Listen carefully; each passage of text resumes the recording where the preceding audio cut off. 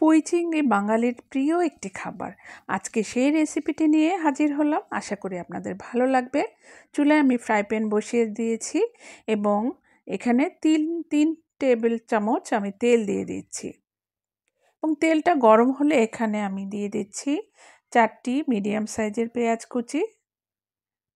পেঁয়াজটাকে এখন আমি ব্রাউন কালার হওয়া পর্যন্ত আমি এটাকে ভেজে নেব এবং চুলার ফ্লেমটা কিন্তু মিডিয়াম আঁচে আছে। তো এখন আমি পেঁয়াজটাকে ভেজে নিচ্ছি। আশা করি আজকের রেসিপিটি আপনাদের ভালো লাগবে এবং প্রথম থেকে শেষ পর্যন্ত দেখবেন, আমার পাশে থাকবেন, আমাকে উৎসাহিত করবেন। আর যদি ভালো লাগে অবশ্যই কমেন্টস করবেন। আর এখানে আমি দিয়ে দিচ্ছি 1 চা চামচ রসুন পেস্ট দিয়ে দিলাম এবং রসুনের কাঁচা গন্ধটা যাওয়া পর্যন্ত আমি এটাকে ভাজবো এবং ভাজতে ভাজতে যখন কালারটা ব্রাউন হয়ে আসবে এবং কাঁচা গন্ধটা চলে যাবে তখন আমি এখানে আধা চা চামচ হলুদের গুঁড়ো দিয়ে দিচ্ছি। পুঁইশাক তরকারিতে কিন্তু খুব বেশি হলুদের প্রয়োজন নেই। আধা চা চামচ মরিচের গুঁড়ো এবং আধা চা চামচ ভাজা জিরের গুঁড়ো দিয়ে দিলাম। এই মশলাটাকে আমি কিছুক্ষণ নেড়ে চেড়ে নিচ্ছি। খেয়াল রাখতে হবে যেন পুড়ে না যায়, তাহলে কিন্তু টেস্টটা নষ্ট হয়ে যাবে। এখানে আমি 1 কাপ নর্মাল পানি দিয়ে দিলাম এবং পানির সাথে মশলাটাকে আমি এখন ভালোভাবে নেড়ে চেড়ে নিচ্ছি। দিয়ে দিলাম 4-5টি কাঁচামরিচ কেটে দিয়ে দিলাম আর এখানে 1 চা চামচের একটু কম আমি লবণ দিয়ে দিলাম। আর এখানে চিংড়িগুলো হালকা হলুদ এবং লবণ দিয়ে মাখিয়ে রেখেছিলাম, সেটা আমি মশলাতে দিয়ে দিচ্ছি এবং চিংড়িটাকে আমরা আলতো হাতে নেড়ে চেড়ে যখন এটার কালারটা চলে আসবে তখন আমরা পরবর্তী স্টেপে যাব। কালার আসা পর্যন্ত ওয়েট করছি এবং চিংড়িতে কিন্তু কালারটা চলে এসেছে খুব তাড়াতাড়ি, কারণ চিংড়ি একদমই নরম মাছ, খুব তাড়াতাড়ি সেদ্ধ হয়ে যায়, খুব তাড়াতাড়ি রান্না হয়ে যায় এবং আমি এখন কিন্তু হাই হিটে রান্না করছি।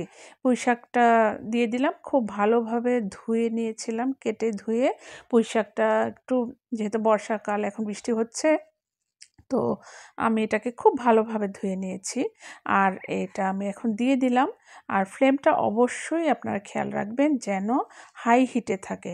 একদম এই পুঁইশাকটা দেয়া থেকে শুরু করে রান্নার শেষ পর্যন্ত হিটটা একই রকম থাকবে, হাই হিটে রান্না করছি।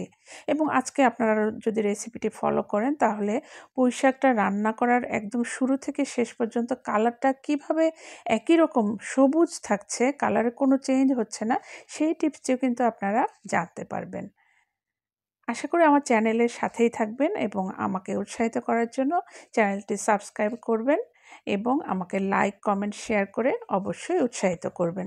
আমি কিন্তু ঢেকে রান্না করছি, পুরো রান্নাটাই আমি ঢেকে করব এবং হাই হিটে রান্না করছি। তো খুব বেশি নাড়াচাড়ার দরকার নেই, মাঝে মাঝে একটু নেড়ে দিচ্ছি এবং পুঁইশাকটা সেদ্ধ হওয়া পর্যন্ত অপেক্ষা করছি। এবং এখানে একটি কথা, যে পুঁইশাকে আমি 1 কাপ পানি দিয়েছি। যদি পুঁইশাকটা নরম হয় তাহলে এই 1 কাপ পানিতেই কিন্তু আমার রান্নাটা কমপ্লিট হয়ে যাবে। কিন্তু যদি পুঁইশাকটা সেদ্ধ না হয়, অনেক সময় মাটির কারণে বা ওয়েদারের কারণে হয়তো পুঁইশাক সেদ্ধ হয় না বা সেদ্ধ হতে সময় লাগে, তখন কিন্তু 1 কাপ পানিতে হবে না, তখন আমাকে আরও কিছু পানি দিতে হবে। তো পুঁইশাকের পানিটা কিন্তু অনেকটা শুকিয়ে এসেছে ঝোলটা, কিন্তু পুঁইশাকটা এখনও সেদ্ধ হয়নি। তার মানে পুঁইশাকটা সেদ্ধ হতে সময় লাগবে, তাই আমি আরও কিছুক্ষণ কষিয়ে নিচ্ছি এবং কষাতে কষাতে আমি খেয়াল করছি যে পুঁইশাকটা সেদ্ধ হয় কিনা। তো পুঁইশাকটা কিন্তু এখনও সিদ্ধ হয়নি। আর যদি পুঁইশাকটা সিদ্ধ হয় তাহলে আপনারা দ্বিতীয়বার আর পানি দেওয়ার কোনো প্রয়োজন নেই। প্রথমবারে ঝোলটা যখন মাখা মাখা হয়ে আসবে তখনই নামিয়ে ফেলবেন। এখন যেহেতু আমার পুঁইশাকটা সেদ্ধ হয়নি, আমি আরও 1 কাপ গরম পানি দিয়ে দিলাম। পানিটা কিন্তু অবশ্যই ফুটন্ত গরম পানি হতে হবে।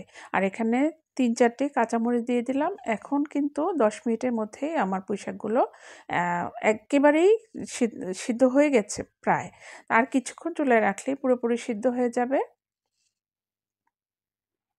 এখন আমি নেড়ে চেড়ে কিছুক্ষণ ঢাকনাটা সরিয়ে রাখছি পানিটা শুকানোর জন্য। ঝোল খুব বেশি হলে ভাল লাগে না, একটু মাখা মাখা হবে। যখন একটু মাখা মাখা হয়ে আসবে ঝোলটা, তখন আমি ঢেকে দেব। আর লবণটা চেক করে আমার মনে হয়েছে আর একটু লবণ লাগবে, আমি আর হালকা একটু লবণ দিয়ে দিলাম এবং এইবার কিন্তু আমি ঢেকে দিচ্ছি। ঝোলটা একদম মাখা মাখা হয়ে এসেছে। আমার রান্না একদমই কমপ্লিট। পুঁই শাকও সেদ্ধ হয়ে গেছে। রান্নাটা পুরোপুরি কমপ্লিট সার্ভ করার জন্য। এবং কালারটা দেখুন একদম প্রথম থেকে শেষ পর্যন্ত কিন্তু সেম কালার আছে, একদমই সবুজ। এই তো চলে এলো টেবিলে সার্ভ করার জন্য। আশা করি আমার রেসিপিটি আপনাদের ভালো লেগেছে এবং আমার টিপসগুলো অবশ্যই আপনাদের কাজে লাগবে।